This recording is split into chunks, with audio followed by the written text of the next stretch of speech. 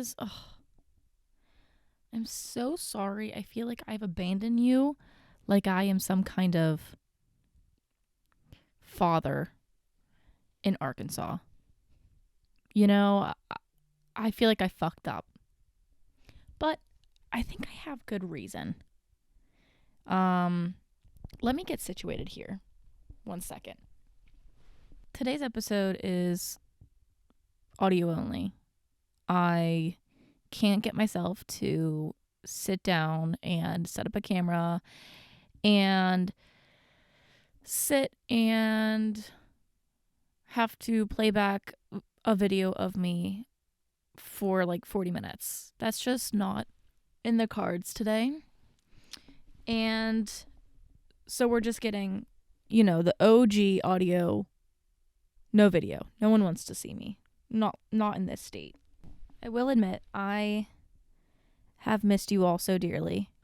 I will admit, I have not had the greatest, 3 weeks. And I'm going to tell you why. I'm going to let you in on what the fuck's going on. Because it ain't that great. As I'm recording this, laying in bed, so incredibly cozy. I'm snug as a bug right now. 2 weeks ago, my dog died. And this is a new type of pain that I've never felt before. And I've lost 2 dogs in the past, but we had her for 15 years, basically. And that is a long time. That is almost my entire life. That's over half of my lifetime. And she was like my child. She was just the most perfect little thing ever. And she's actually the icon, she is an icon. She's the logo for this podcast. Because she's just like, when creating that design, it was just it was like my child. It's ridiculous. Like, that dog meant everything to me. She still does, obviously. If you've never lost a dog, it's different than when you lose a person.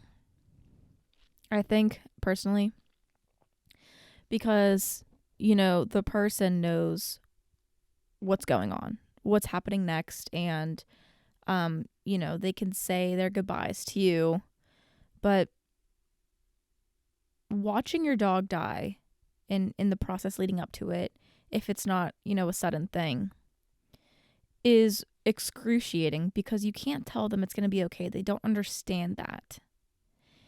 And when I felt like I was her parent, I was like, you want to take away that pain from even humans too, but with a dog, they just don't understand. They just know that their legs stop working and, they start to feel a little bit more pain in their back or whatever it is. And they start to get super lethargic and uncomfy. And they just don't understand why or maybe what's to come. Maybe they do, but not in the same way humans do. I think that the worst part about losing a dog is probably the silence in your home. It is incredibly quiet in my house. There's no jingling or tip-tapping of the toes or anything like that. And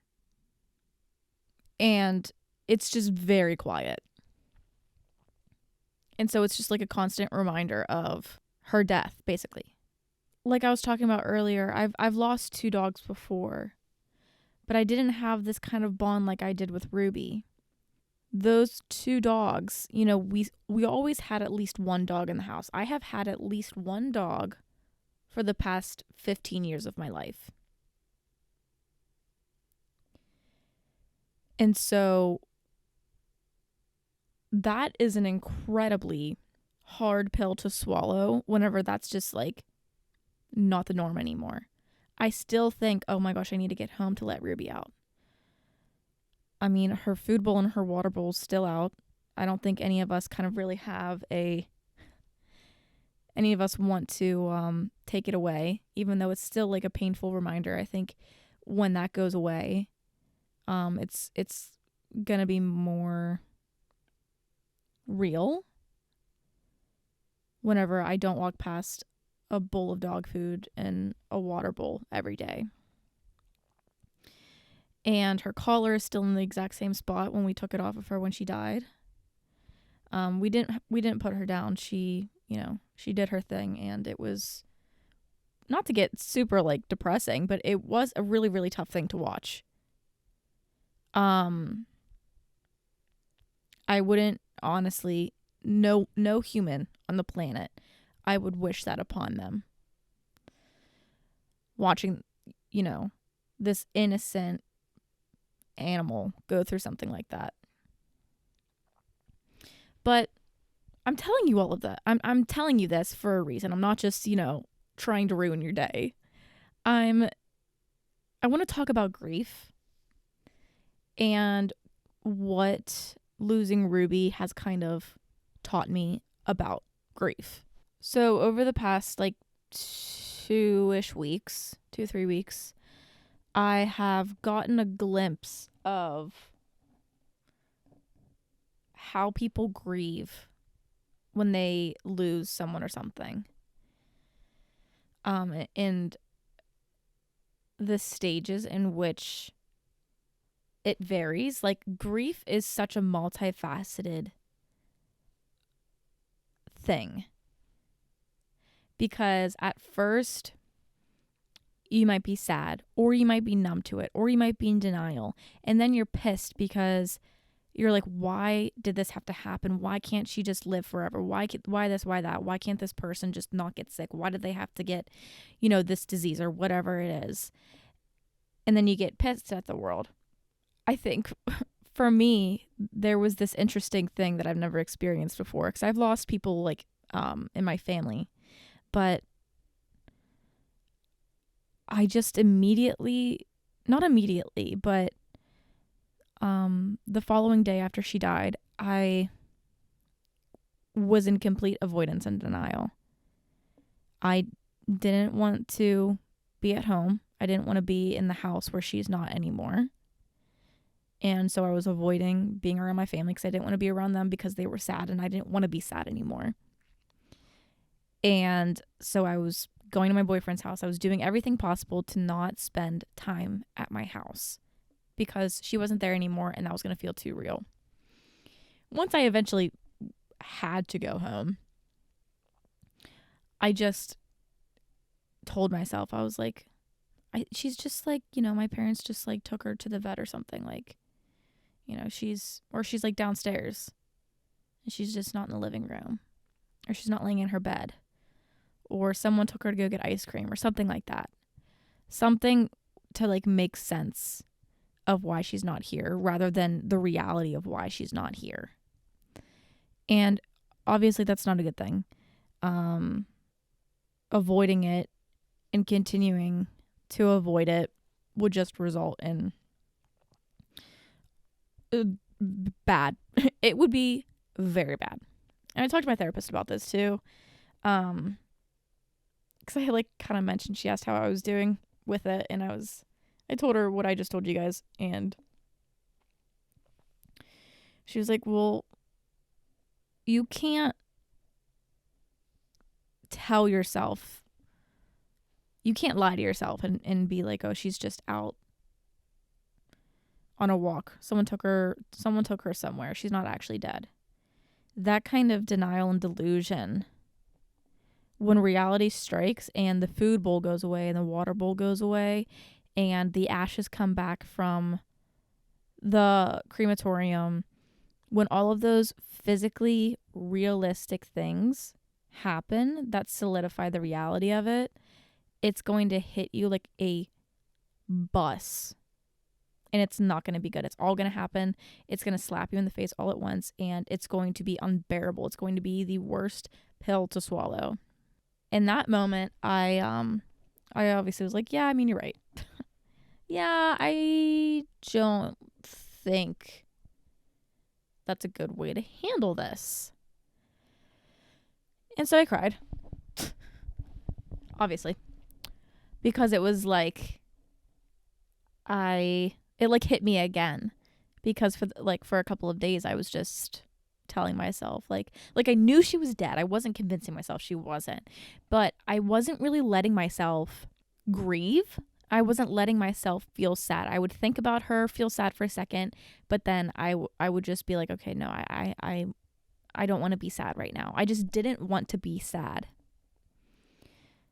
And when people say, you know, you have to go through the motions, you have to let yourself cry, you have to let yourself feel these things, obviously it's a lot harder to do it than to actually just say it. But it's so true, because if you're not letting yourself feel these things and you're letting your grief pent up and you're not dealing with it, it's going to start spilling out to different aspects of your life. So whether that be getting very irritable with people who didn't even do anything wrong. I started to notice that I was having a short temper and I was becoming very irritable because I wasn't letting myself cry. I wasn't letting myself be sad. I wasn't mad about her death. I was more so just like, if I wasn't letting myself cry, I was letting myself be mad for whatever reason. I guess maybe that's just, it's not as painful. Like, being mad isn't really painful. At least in that moment, it wasn't. But letting myself cry and think about Ruby being gone was excruciating pain.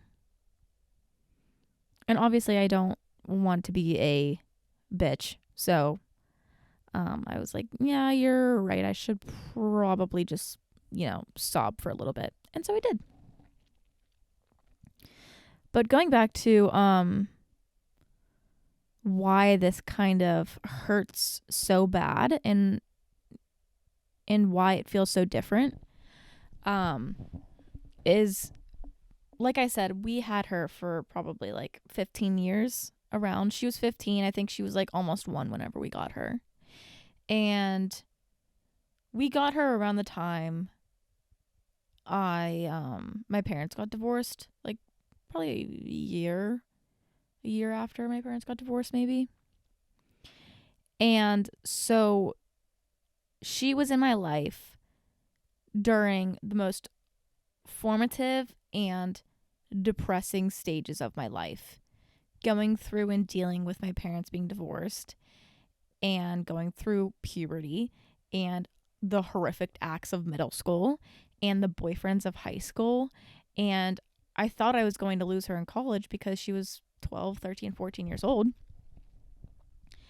And so I just constantly was so worried. I was like, I don't want her to die. She wasn't sick or anything. Like, she was fine. I just knew she was old. And I was always so anxious that she was going to die while I was gone. And it turns out I didn't need to worry about any of that because I was here, and it worked out so well. It was probably best case scenario. My dad came home early from a trip, and I took off work that day because I knew she wasn't doing good, and I was working from home anyways. And so she wasn't alone, and I was here to comfort her. And through all of those years, I mean, for probably the past 5 years at least, I have been, anytime I would think about Ruby dying, I would just like start crying because I feared that day so much. And whenever it finally happened, I just couldn't stop thinking like, my God, I've been dreading this day for the past 15 years, basically. But I think on a lighter note,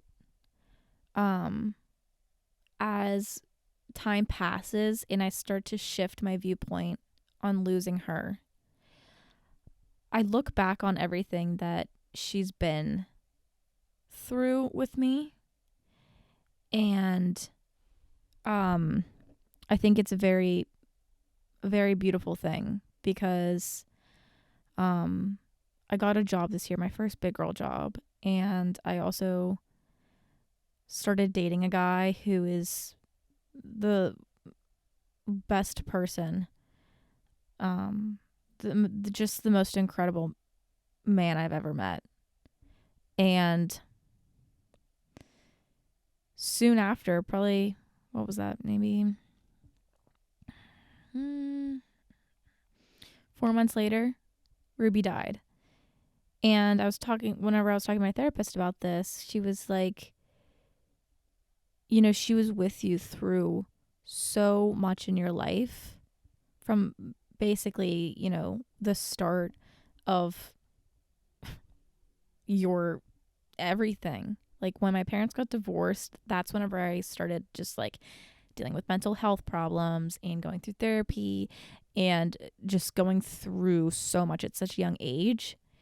And I like to think that, her dying, obviously, I wish she could be here and wish she could come back, but it was almost like closing a book because it was like, okay, you're okay now. Like I'm going to go because you're okay now, because you have your boyfriend that, like, I don't know. And it's funny because another thing I've learned about grieving is that humans we have to tell ourselves things to cope with it. Like, this is ridiculous. My dog definitely, like, I don't know. There's just so much unknown, but I just like to tell myself things because it helps grasp reality better. And so I'm not going to apologize for it, and everyone does it.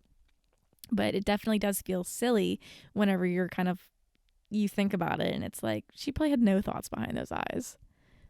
But I don't know. It's just, I like to think that she passed away at a time where she was like, okay, you don't need me anymore. You have your job. You have, the best guy in your life. You have really great friends. You're not in college anymore. Like, I'm going to go. And I think that that's a really great way to look at it. And that applies with people who you lose that aren't dogs. Some other things that the grieving process has taught me is that, I don't know, I there's other things going on in my life too, in terms of like grief, but it's not really my place to talk about. But one of the main things that I've noticed about grieving and experiencing significant loss in your life, how important it is to lean on the people who also are going through the same thing as you. Like I was mentioning earlier, I was avoiding being home. I didn't want to be in the home that was now incredibly quiet. I didn't want to be around my family members who, every time I looked at them, I got sad because I just associated them with Ruby and I knew that they were sad, and I just didn't want that reminder. I just didn't want to be sad. But being around the people who are going through the same thing as you is extremely validating. Because it's like, it's okay to feel sad, and however you feel. I mean, there's not really like a guide, a pamphlet to how to grieve. There's obviously like bad ways to grieve, like avoiding it and not letting yourself cry and resorting to heavy drinking or whatever, that the main things. But it's really just it's just how you want to digest it. How I was talking about how, sometimes people will immediately get mad, or they get avoidance, or they, do let themselves feel sad and then get mad and then accept it. And then, it's so different for everyone. But I think one of the most important parts is to surround yourself with people who not only are also going through the same thing as you, because that can be really hard sometimes. Sometimes you just don't want to think about it. But they're the only ones who really know what you're going through. Who can, it's just one of those moments in this life that we have where there's another person, typically one other person, who knows what you're feeling because they're going through it too. Like, you know, me and my dad were there whenever Ruby died, and it's like we get it for each other. Like we both know what we saw and what we went through. And now, is it the exact same feeling? No, because maybe he had a different kind of love, a deeper love, like more like a child love for her. But it's still like we understand each other. And whenever I was talking to my therapist about how I just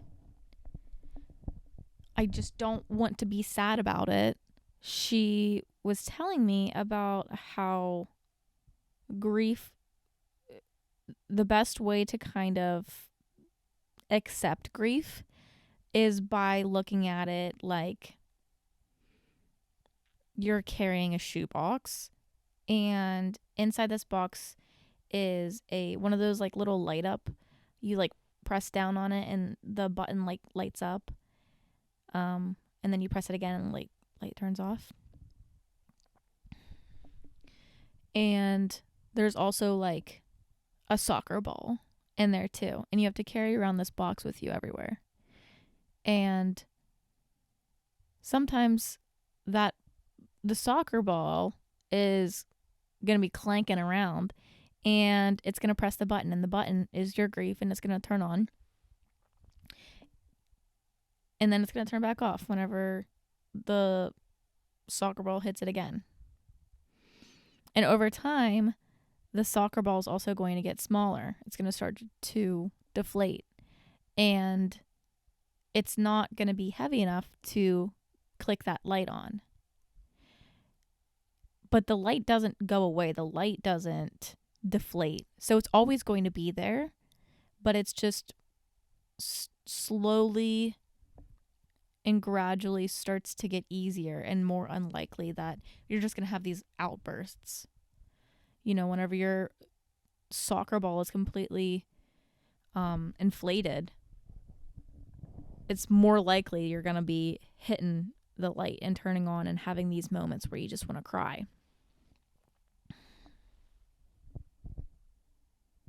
And she gave another metaphor too, where, you know, the grief sometimes never shrinks per se, but your life just grows around it. So you have your grief bubble, but your life bubble gets bigger because you keep moving on and you create more memories and you meet new people and you have new experiences but deep down, you know, that grief is still there. It's just becoming smaller because your life is becoming bigger. And I think that that's a really great way of looking at it for me personally, because it makes sense that right now, talking about all of this, I'm not crying. Am I still sad whenever I think about her? Like, if I really think about her and I watch videos and I look at pictures, I'll cry. But talking about it and looking at it in a lighter light, in a brighter light, it doesn't make me immediately cry because I've had time to think about it. And the soccer ball, if you will, is deflating just a little bit. Just a little bit. Don't get it twisted, guys. Just a little bit. But it's different for everyone too. You know, some people handle grief really well. It honestly, it is, like I said in the beginning, it's so multifaceted. It also all depends on the person or the thing that you lost. You know, I can imagine losing a parent is a complete different grief than losing a dog or a friend or whatever, or a grandparent. Like, they're all different kinds of grief, but grief at the end of the day is still kind of the mourning of something that we don't have anymore. And I also want to point out that grief doesn't always have to be in relation to death. You can grieve a lost friend where you're not friends anymore. You can, when you break up with someone and you're sad about it, you're grieving that person not being in your life anymore. They're still alive, but you're not talking to them. You don't see them. You don't see them if you're lucky, depending on the situation. And so it doesn't always have to be about, oh, they're no longer here, like the sadness of them not experiencing life anymore. But with just losing a friend and not being friends anymore, or dating someone that you're not dating anymore, you know that they're still living life and creating happy memories. And if that's something you want for your ex, if it ended, not terribly, there's a little bit more peace in that. You can go on Instagram and you can see what they're doing and the memories that they're creating. But whenever you lose someone in relation to death, you don't know what they're doing. We don't know what happens afterwards. So there's not really that peace. But I think that's where religion and spirituality really come in, because we have to make sense of it. And if we didn't, then I fear of what society would become, of what humans would become if we didn't kind of tell ourselves these things. But I don't think that sure, it's silly me telling myself that, my dog left because she knew that I was at a good place in my life and this and that. And some people might be like, Lily, you sound a little crazy. Okay, that's fine. But I also don't know. And I would rather believe the thing that makes me feel better than the thing that makes me sad. Like, we don't know what happens after people die. And sure, there's going to be people that are like, it's just like blackness, like nothing happens.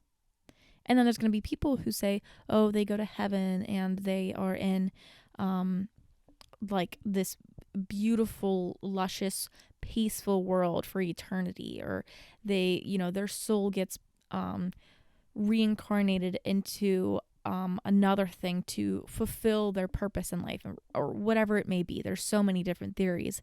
But we don't know what the reality is. So I think it's important to just kind of tell yourself whatever makes you feel better. I don't think there's anything wrong with that.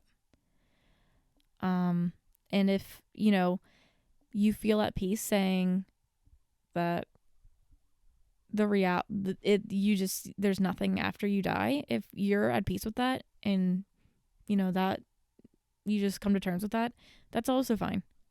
Like, if you don't get saddened by the thought of just eternal darkness, then that's fine. But for me, I'm going to think that I get to live in the best planet, the best world, the best life after I die, because it makes things a little less scary. Why would you want to just like think, oh, my mom died and now she's in eternal darkness forever? What? But anyways, that's personal preference. Like I said, if that's, how you want to, if you're okay with that thought, then whatever. But for me, and a lot of people, most of the time we think, your souls go to this whatever, this higher power, and they say, oh, you didn't fulfill your purpose completely, we're going to send you back down and you're going to have to, you're going to live another life and you're going to do this. And then that's why people believe.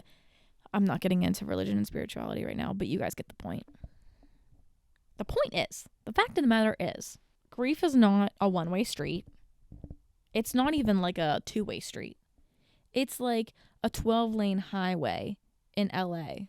You got a lot of cars moving in all different directions. You got people that are pissed off. You got people who are singing along to Demi Lovato. You got people who are pretty calm. And that's just kind of how grieving works. Everyone's at different like spots. Like everyone grieves so incredibly differently. But I think the main thing is really to let yourself feel those things, and to also know that whatever those feelings are, that they're just temporary. If you are very, very sad and it feels like, I'm never going to be happy again, that's not the reality. However long it takes you is different for everybody. And that's another thing too. Like, there's no time limit. If it takes me 5 years to look at pictures of Ruby and not cry, then so be it. Like, that's just it's just how it goes. It is what it is. And some people use humor whenever they're grieving in order to not really feel it completely all the time. Feel that sadness and that like loss. And that's also fine. But I think the main common denominator is the recurring sentence is to just always let yourself feel the reality of the situation. Like how I was avoiding feeling sad. I would think about Ruby. I would tell myself, she's on vacation. She's just downstairs. That's not good. That's would eventually form into delusion. But if I needed to tell myself that for a day that I had a lot of work to do and I don't have time to sit in bed for 5 hours and cry, then that's just how that day was going to go. I feel like at this point I'm kind of talking in circles. Like you guys get the gist, right? I don't know. This was kind of more for me than you guys. This was more for my purposes. Felt good to talk about this. Other points I wanted to make, completely not related. I want to end this episode on something that's not very depressing. On Amazon, I bought a foot mask. I bought a peeling foot mask because as of late, my feet have been peeling. But not because they're dry. Like, I moisturize them, but they're just, like, shedding. Like a snake. Like, it's just that maybe the weather's changing. I don't know. But I was like, this is sick and twisted. And I try and exfoliate them. And it's just, like, very stubborn skin that, like, wants to peel. So what do? I go on Amazon. And I get the one with the best reviews. And I said, buy now. Shipped it to my house. 2 days later. It's there. I'm like, okay, this is perfect. And it comes in these like little bags that are sealed, and then you cut open the top. They're giant sock, like plastic sock looking things. Barely socks, might I add. They're really just like little bags. And then they give you 2 little sticker things to seal it. Well, that doesn't do shit because I put socks over top of it to like really seal it all in. And it was just leaking everywhere. Besides the point. I am very excited. I did this just a few days ago. But I am so excited to keep you guys updated. Because right now, it takes like 1 to 2 weeks. And so I feel like my feet are definitely like have gotten tighter. Like when you have dry skin, your skin feels really, really tight. That's kind of what I'm experiencing right now. But I'm very excited because I want to have all of this crusty skin gone. However, I work at a place in which I have to dress, businessy. And most of the time that involves wearing heels. And it was already too late whenever I realized I should probably not peel all of the skin off of my feet because I want to form calluses so it doesn't hurt whenever I wear heels. But I thought about that a little too late. Probably about an hour too late. Washed it off. So happy, so excited. Someone said to me, wasn't that going to be just like raw skin? Yeah. Yeah, it is. Don't you wear heels a lot? Yeah. Yeah, I do. Yeah, that's gonna suck. That's gonna suck. But that is not my problem right now. That is none of my business right now. Whatever I do in the future with my feet, whenever they're peeled off, whenever they're raw skin, none of my business. So that's it for today. Thanks for listening, guys. I enjoyed this so much better just like laying in bed and like cuddling like a little Pooh Bear stuffed animal. Thanks for listening. You follow the pod on Instagram and Argue with the Wall, but the width is a W. And you can subscribe to the YouTube channel.